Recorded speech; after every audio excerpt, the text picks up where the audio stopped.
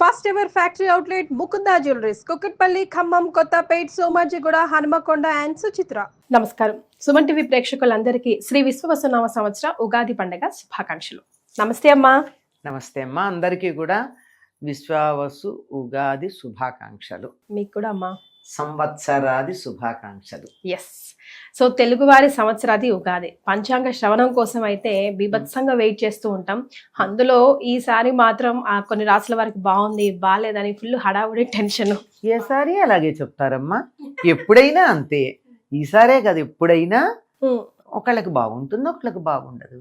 AC వేస్తే asthma రోగికి బాధగా అనిపిస్తుంది, లేని వాళ్ళకి బాగున్నట్టు అనిపిస్తుంది. అబ్బా, ఎంత సింపుల్ గా చెప్పేశారమ్మా అసలు. అంతే కదా అమ్మ. మరి మీరు ఎప్పుడైనా చెక్ చేసుకుంటారా? Do you believe in all that? ఏమవుతుంది, ఆదాయం ఎంతుంది సీక్రెట్ గా?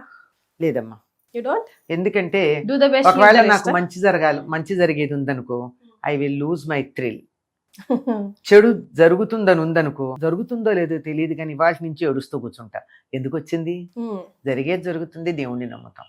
జనరల్ గా అయితే వింటాం, ఎందుకంటే పంచాంగ శ్రవణం తప్పనిసరిగా చెయ్యాలి అని ఉగాది యొక్క విధుల్లో ఒకటి కనుక తప్పనిసరిగా వింటాము. విన్న దాన్ని ఎందుకు ఎంతవరకు మనకు ఉపయోగపడుతుందో అంతవరకే ఉంచుకోవాలి కానీ ఏం జరుగుతుందో ఆదాయం ఎంత కందాయం ఎంత అంటే జనరల్గా మామూలుగా ఉంటుంది. ఈ సంవత్సరంలో ఆదాయం పెట్టుకొని అదాన్ని ఈ సంవత్సరం ఆదాయం తక్కువ ఖర్చు ఎక్కువ అని ఉండనుకో. ఉదాహరణకి అంటే కొంచెం ఆదాయం తక్కువగా ఉంది ఖర్చు ఎక్కువగా ఉంది కనుక ఫంక్షన్స్ అవి పెద్దగా పెట్టుకోకుండా ఉందాము, కన్నాళ్ళు ఆగుదాం, అంతవరకే. అంతకు మించింది ఏం లేదు. సో సీక్రెట్స్ బిహైండ్ ఉగాది అసలు ఎందుకు వచ్చింది, ఎలా వచ్చింది, పేర్లు ఎందుకు వచ్చాయి, ఉగాది రోజు తప్పనిసరిగా మనం చేయాల్సిన పనులు ఏంటి, ఈ డేని మనం అసలు 31st డిసెంబర్ కాకుండా ఈ డేని మనం ఎట్లా వెల్కమ్ చేయాలి తెలుసుకుందాం అమ్మా. వసంత ఋతువులో చైత్రమాసంలో శుక్లపక్షంలో మొదటి తిథి రోజున సూర్యోదయ సమయానికి బ్రహ్మగారు సృష్టి చేసి ఇవాల్టి నుంచి కొత్త సృష్టి ప్రారంభం అని చెప్పాడట. అది చైత్రే మాసే జగద్బ్రహ్మ ససత్య ప్రథమే అని చెప్పి దాని గురించి చెప్తారు. అంటే ఇది సృష్టి మొదలు అని చెప్పినటువంటి రోజు కనుక ప్రారంభం గనక మనం చేసుకునే ఉగాది ఏమిటి అంటే ఈ భూమికి పుట్టినరోజు పండగ. భూమికే నిజంగా కదమ్మా. అంతే కదా. అసలు అన్ని మనం చూస్తున్నాం రోజు మనకు తెలియకుండానే డ్రై లీవ్స్ అయిపోయి అప్పుడే కొత్త చిగుర్లు వచ్చి కొత్త ఆకులు వచ్చి అంత ఫ్రెష్ గా అనిపిస్తుంది, గ్రీనరీగా. మనకి భాగ్యనగరంలో ట్రాఫిక్ వల్ల దుమ్ము పడినటువంటి చెట్లు కూడా చిగుళ్ళ మీద ఇంకా దుమ్ము పేరుకోదు గనక నవనవలాడుతూ చిగుళ్ళు కనపడతాయి, పాతాకులు ఎట్లా ఉన్నా. ఇది సృష్టికి పుట్టినరోజు, భూమండల భూదేవికి పుట్టినరోజుగా దీన్ని మనం చెప్పుకోవాలి. మనకి తల్లి గనక ఆ తల్లి పుట్టినరోజును మనం కూడా వైభవంగా చేసుకుంటాం. ఇది సంగతి. ఉగాదికి ఎలా చేసుకోవాలంటారు? ధర్మశాస్త్ర గ్రంథాల్లో చెప్పింది ఏంటంటే మనం ఏ పండక్కైనా మనం చేసుకునేది అంటే అభ్యంగన స్నానం శుభ సూచకం. నువ్వుల నూనె పెట్టుకుని నలుగు పెట్టుకుని అప్పుడు తల రుద్దుకోవడం అంటాం. అంటే షాంపూ కావచ్చు. ఈ రోజుల్లో పూర్వం అయితే షీకాయి కుంకుడుకాయి వాటిలతో. మరి పంజాబీలు దేంతో రుద్దుకుంటారో తెలుసా మీకు? పుల్ల పెరుగులో శనగపిండిలో పుల్ల పెరుగు వేసి దాన్ని తయారు చేసి దాన్ని తలకు పెట్టుకుని రుద్దుకుంటారు. అది వాళ్ళ జుట్టు నిగనిగలాడుతూ ఎక్కువ కాలం ఉండడానికి కలిగినటువంటి రహస్యం. పెరుగు ఓకే, శనగపిండి పెట్టుకోవచ్చమ్మా తలకి. శనగపిండి పెరుగు కలిపి దాంతో రుద్దుకుంటారు. చిన్నపిల్లలకి చేస్తాం కదమ్మా. చిన్నపిల్లలకి మనం కుంకుడుకాయలు షాంపూలు పెడతామా? వాళ్ళ తలకి తలంటేటప్పుడు ఒంటికి నూనె రాచి అంతా చేసి తలకి ఏం పెడతాం? సున్నిపిండే పెట్టి తల రుద్దుతాం. జుట్టు మెత్తగా ఎంత స్మూత్ గా పట్టులాగా ఉంటుంది. అదే కదా. అలా ఏదో ఒకటి మీరు దేంతో చేసుకుంటారో దాన్ని అభ్యంగన స్నానం చేయడం ప్రధానమైంది. ఎందుకంటే మామూలుగా స్నానం చేసిన దానికన్నా నూనె రాచి నలుగు పెట్టుకుంటే అంతకు ముందు ఉన్నటువంటి మట్టి పోతుంది, తేడా తెలుస్తుంది కదా మనకి. అలాగా ఆ పాత సంవత్సరం తాలూకు వాసనలన్నీ వదిలేస్తాం అభ్యంగన స్నానంలో. వదిలేసిన తర్వాత కొత్త బట్టలు కట్టుకుంటారు. కొత్త బట్టలు కట్టుకుని దేవుడికి దండం పెట్టుకుని ఉగాది పచ్చడి తిని దేవాలయానికి వెళ్ళి వచ్చి పిండి వంటలతో భోంచేసి తర్వాత ఆలయంలో కానీ ఒక చోట 10 మంది చేరి కానీ పంచాంగ శ్రవణం చేయాలి. అమ్మా. ఒకరు పంచాంగ పఠనం చేస్తారు, మిగిలినటువంటి వాళ్ళు శ్రవణం చేస్తారు. ఇవి ఇంతవరకు మనం అటు ఇటుగా చేస్తున్నాం. కానీ వదిలేసింది ఒకటి ఉంది, ఇంటి మీద ధ్వజారోహణం అని ఒకటి. ఓ, ధ్వజారోహణం అంటే ఇంటి మీద జెండా ఎగరేయడం. ప్రతి ఇంటికి ప్రతి ఇంటికి వేసుకోవాలి. అంటే ఈ రోజు. దేనికి జెండా దేనికి ఎగరేస్తాం? విజయాన్ని సాధించినప్పుడు ఎగరేస్తాం. మనకు కూడా ఉంది కదండి, దేశ నాయకులు అటువంటి వారు ఎవరైనా పోయినప్పుడు విషాదంగా ఉంటే ఏం చేస్తున్నాం? జెండాని దింపుతాం. మనం ఉత్సాహంగా ఉంటే దేశానికి స్వాతంత్రం వచ్చింది అంటే ఏం చేస్తున్నాం? జెండా ఎగరేస్తున్నాం. అందుకని మనం క్రితం సంవత్సరం చాలా బాగా మన జీవితాన్ని గడిపాము, ఇక ముందు కూడా అలా విజయవంతంగా గడుపుతాము అనడానికి సంకేతంగా ఇంటి మీద కాషాయ రంగే వేసుకుంటూ ఉంటారు సాధారణంగా. దాని మీద ఎవరికి నచ్చినటువంటి దైవం యొక్క చిత్రం, వాళ్ళు హనుమంతుడు కావచ్చు, గరుత్మంతుడు కావచ్చు, నంది కావచ్చు, ఏదైనా సరే జెండా ఆధ్యాత్మికతని సూచిస్తూ మమ్మల్ని ముందుకు నడిపించేటటువంటి దైవం అని చెప్పడానికి సంకేతంగా ఒక జెండా ఎగరవేయడం అన్నది ఉండేది. ధర్మశాస్త్ర గ్రంథాల్లో ఉంది, ఇప్పటికీ దేవాలయాల్లో చేస్తారు. సంప్రదాయంగా ఉన్న దేవాలయాలమ్మ. కొత్తగా పుట్టుకొచ్చిన వాటిల్లో అసలు వాళ్ళకి ఏమీ తెలియని కూడా తెలియట్లా, అక్కడ ఎగరవేయడం జరుగుతుంది. ఇది ఈ 7 అంశాలు తప్పనిసరిగా ఉగాది నాడు చేస్తాం. షడ్రుచుల సంగతి అదే ఉగాది పచ్చడి అన్నాం కదా, ఉగాది పచ్చడిలో 6 రుచులు ఉన్నాయి. ఈ 6 రుచులు ఎందుకంటే జీవితంలో ఉండేటటువంటి 6 రకాలైన భావాలు, వీటన్నిటినీ సమానంగా స్వీకరించాలి. ఒక్క తీపే తింటూ కూర్చుంటే డయాబెటీస్ వస్తుంది నాన్న, కొంచెం చేదు కూడా తిను, అప్పుడు దానికి బ్యాలెన్స్ అవుతుంది. చేదు తిన్నాక తీపి యొక్క రుచి నీకు బాగా తెలుస్తుంది. అంతే కదమ్మా, ఒక రుచి లేకపోతే ఇంకో రుచికి అర్థమే లేదు. తెలియదు మనకి. కొంచెం సేపు తీపి తిన్నాక ఏం చేస్తాం మనం? ఇంత అయినా మళ్ళీ ఏదైనా కారం తింటాం. కారం తినందే మళ్ళీ మనకేం తోచదు, కనీసం మంచినీళ్ళు కూడా తాగబుద్ధి అవదు మరి కదా. కనుక అన్ని రుచులు కావాలి అని చెప్తూ ఈ అన్ని రుచులు శరీరానికి అవసరం.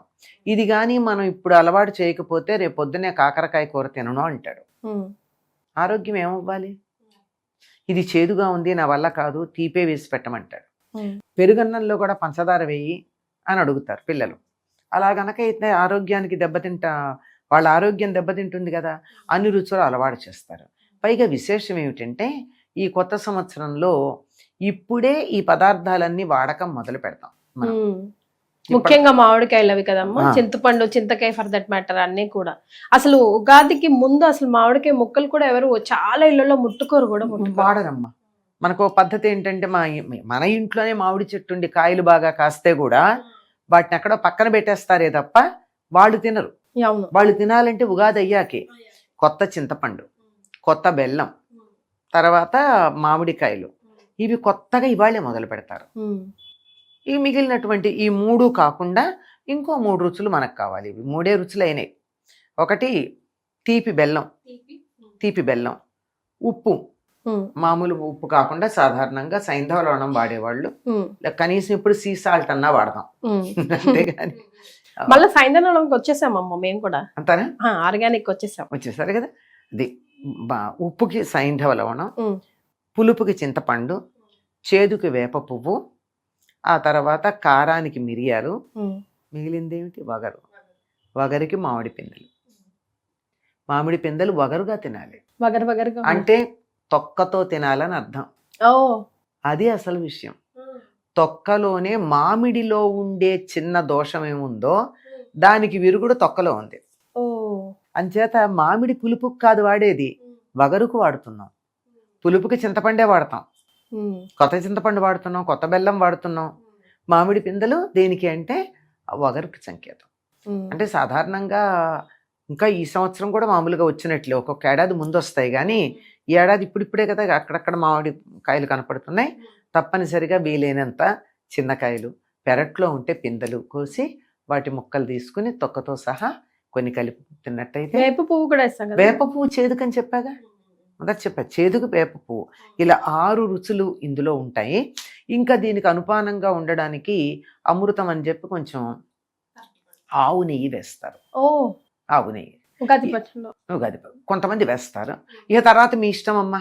ద్రాక్ష పళ్ళు వేసేవాళ్ళు, ఎండు ద్రాక్షలు వేసేవాళ్ళు, జీడిపప్పులు, బాదం పప్పులు, తర్వాత చెరుకు ముక్కలు, అరటిపళ్ళ గుజ్జు, ఇలా ఎవరిష్టం వచ్చింది వాళ్ళకి రుచిగా ఉండడం కోసం చేసుకోవడమే తప్ప ప్రధానమైనటువంటివి దేవుడికి నివేదన చేయవలసింది ఇది.